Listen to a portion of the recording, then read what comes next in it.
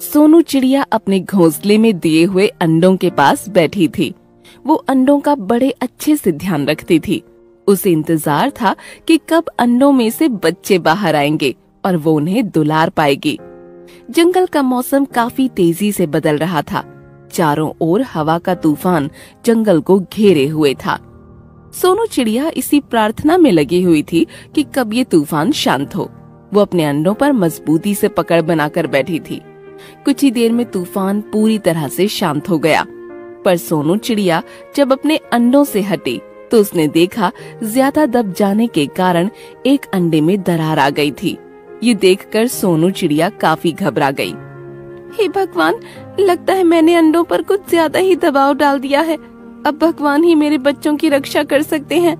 सोनू चिड़िया ने हिम्मत न हारते हुए उस अंडे का भी बाकी अंडों की तरह ध्यान रखा और कुछ ही हफ्तों में अंडों से छोटे छोटे बच्चे बाहर आ गए। पर घायल अंडे में से जो बच्चा निकला था वो नेत्रहीन था। ये देखकर सोनू चिड़िया रोने लगी।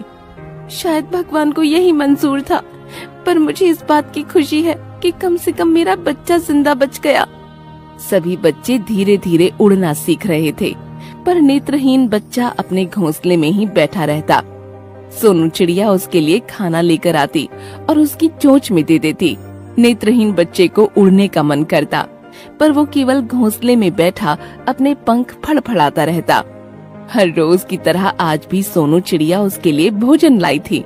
तभी नेत्रहीन बच्चे ने भोजन खाने से मना कर दिया। माँ, मुझे भूख नहीं है, मैं उड़ना चाहता हूँ। इस घोंसले में बैठे बैठे मैं तंग आ गया हूँ। मेरे बच्चे, तुम्हें उड़ता हुआ देख मुझे भी खुशी होगी, पर ये तुम्हारे लिए काफी खतरनाक है। इस जंगल की नुकीली शाखाओं से तुम आहत हो सकते हो। तुम्हें इसी घोंसले में अपनी जिंदगी गुजारनी होगी। ये सुनकर वो उदास बैठ गया। उसे मन ही मन लग रहा था कि काश वो अंडे में ही मर जाता।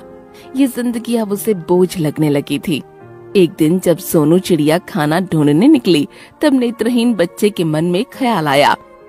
मेरे लिए मेरे परिवार को इतना कष्ट झेलना पड़ता है।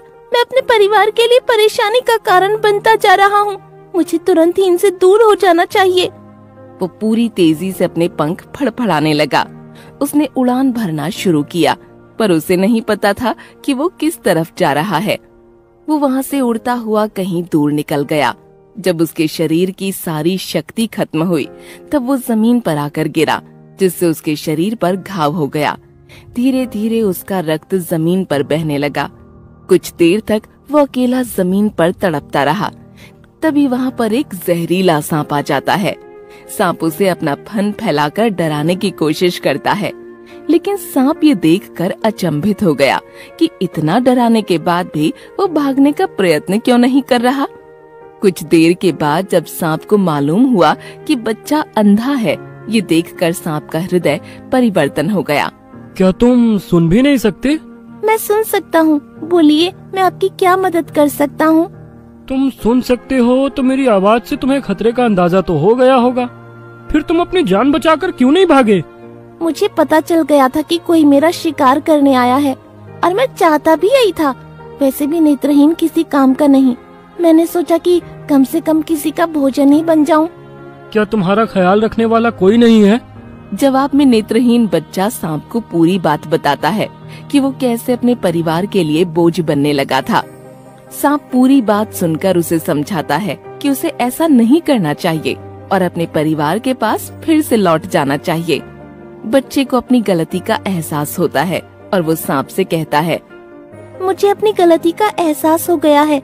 मैं फिर से अपने परिवार के पास चला जाऊंगा, पर मुझे पता नहीं कि मेरा घर आखिर है कहाँ।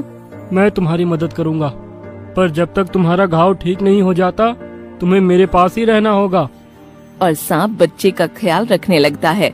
वो रोज मरहम लाकर बच्चे के घाव पर लगाता और उसका ध्यान रखता। एक दिन सांप बच्चे को मरहम लगा ही रहा था कि बच्चे को ढूंढते हुए सोनू चिड़िया वहाँ पहुँच गई। सोनू चिड़िया ने सांप को अपने बच्चे के पास देखा और उसने तुरंत ही जाकर सांप को अपनी चोंच में दबोच लिया।